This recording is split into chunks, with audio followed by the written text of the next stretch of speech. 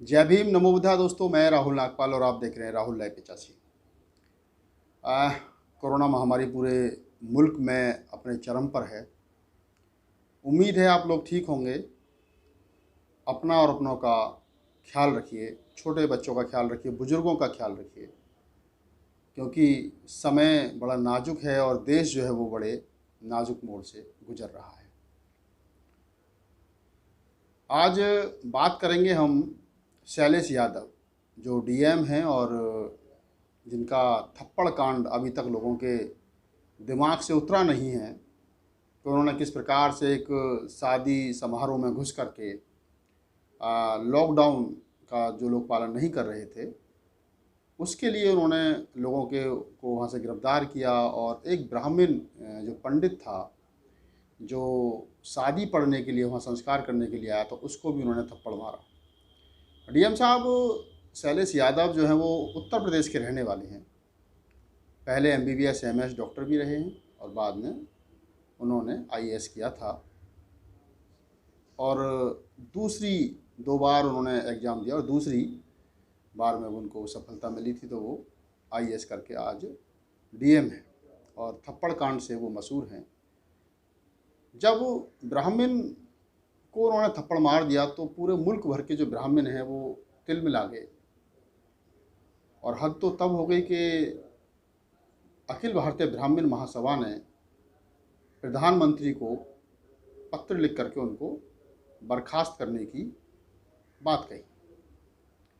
क्या इस देश के अंदर जब भारतीय संविधान है तो ऐसे में जातिगत आधार पर न्याय होगा या संविधान के आधार पर न्याय होगा?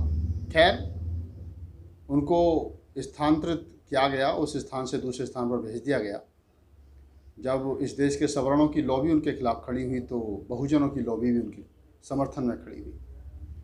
डीएम साहब ने तो ट्वीट किए हैं और उनके नाम से जो ट्वीट सोशल मीडिया पर वायरल हो रहे हैं, उन ट्वीट का मैं आपके साथ जिक्र कर लेता हूं ताकि आपको ये मालूम चल जाए कि डीएम साहब की विचारधारा जो है वो क्या है। क्योंकि किसी भी प्रकार से कोई भी व्यक्ति इतना बड़ा काम नहीं कर सकता। उसकी सोच क्या रही होगी, उसकी जो वैचारिक उसका जो विचार है, उसके मन मस्तिष्क में जो विचार है वो किस महापुरुष से उसका विचार जो है वो मेल खाता है, ये एक बड़ा प्रश्न है। जिस दिन ये कांड हुआ था उस दिन मैंने कहा था कि ये इस प्रकार की घटना को अंजाम वही आदमी दे सकता है जो फूले अम्बेडकरी आंदोलन से जुड़ा। तो आज फूले अम्बेडकरी आंदोलन से वो लोग जुड़े हैं, डीएम साहब जुड़े हैं। ये ट्वीट जो है इस बात को कह रहा है। पहला उनका जो ट्वीट है मैं पढ़ करके आप लोगों को बता देता हूँ। इस ट्वीट में डीएम साहब कहते हैं कि अगर कानून तोड़ने वालों को जवाब देना अपराध है तो गर्व से अपराधी हूँ। कहते हैं कि अगर कानून तोड़ने वालों को जवाब देना अपराध तो गर्व से अपराधी हूँ मैं, मुझे अपने संविधान पर गर्व है। ये डीएम साहब ने ट्वीट किया था और उसके बाद में उन्होंने मतलब आप उनकी देखिए कह रहे हैं कि अगर मैंने कुछ गलत किया है और कानून तोड़ने वालों को सज़ा देना अपराध है तो ठीक है, मैं अपराधी हूँ, लेकिन मुझे अपने संविधान पर पूरा भरोसा है। मामला तूल पकड़ा और तूल पकड़ने के बाद में जब मामला धर्म से जोड़ा गया कि जी हिंदू धर्म की आस्था का सवाल है, आपने पुरोहित पर हाथ छोड़ दिया और ये धर्म के खिलाफ है, डीएम साहब सार्वजनिक रूप से माफ़ी मांगें। तो डीएम साहब ने एक ट्वीट और किया है, वो ट्वीट पहले वाले ट्वीट से ज़्यादा मज़ेदार है। डीएम साहब इसमें कहते हैं कि बाबा साहब डॉक्टर अम्बेडकर की कोटेशन है और उस कोटेशन को डीएम साहब ट्वीट में लिखते हैं, कहते हैं कि धर्म मनुष्य के लिए है, धर्म मनुष्य के लिए है, न कि मनुष्य धर्म के लिए।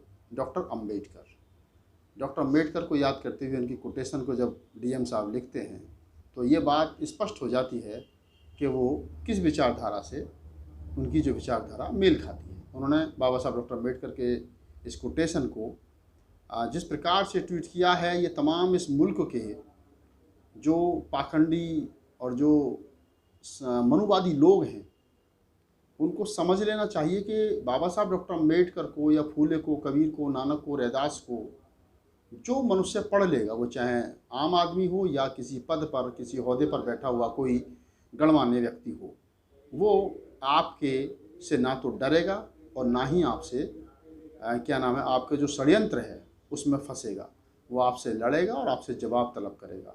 तो डीएम साहब ने शायद बाबा साहब को पढ़ा है, फूले कबीर नानक रविदास की विचारधारा को पढ़ा है, ललित सिंह यादव को पढ़ा है, और उस पढ़ने के बाद ही डीएम साहब की ये हिम्मत हुई।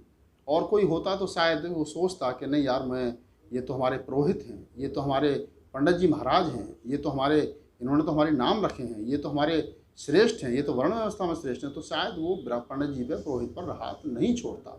लेकिन चूंकि डीएम साहब बाबा साहब डॉक्टर अम्बेडकर की विचारधारा से मेल खाती है उनकी विचारधारा, और वो फूले अम्बेडकरी आंदोलन से कहीं ना कहीं प्रभावित हैं, शायद यही कारण है कि उन्होंने इतना बड़ा निर्णय ले लिया और लोगों को जो लॉकडाउन तोड़ रहे थे उनको, उनके ऊपर कानूनी कार्रवाई की।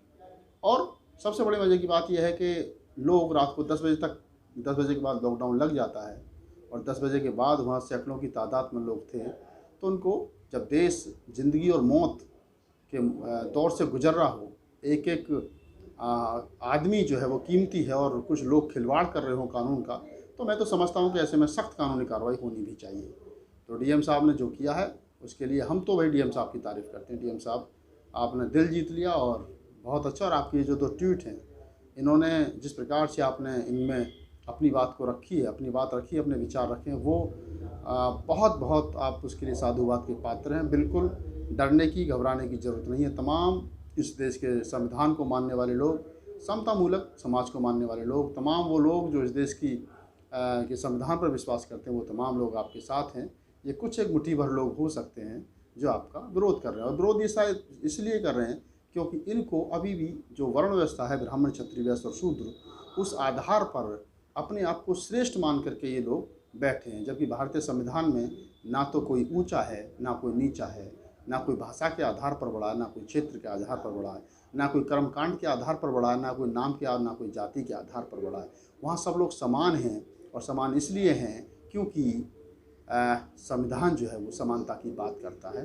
संविधान जो है वो इक्वलिटी की बात करता है। वो सबको शिक्षा, सबको दीक्षा, सबको पानी, सबको बराबरी का हक देता है।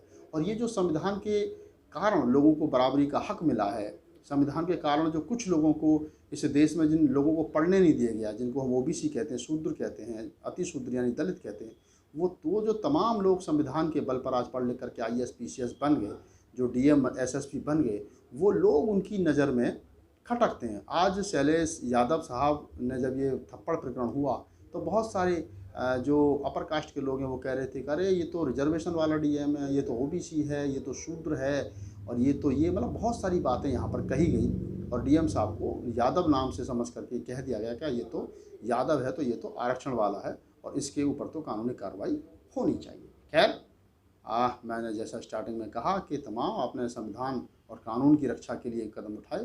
तमाम बहुजन समाज आपके साथ है, और हमें उम्मीद है कि आप इस भारतीय संविधान की रक्षा सुरक्षा के लिए इस प्रकार के काम को आगे भी जारी रखेंगे। मैं राहुल नागपाल आपसे लेता हूँ विदा। जय भीम, नमो बुद्धाय।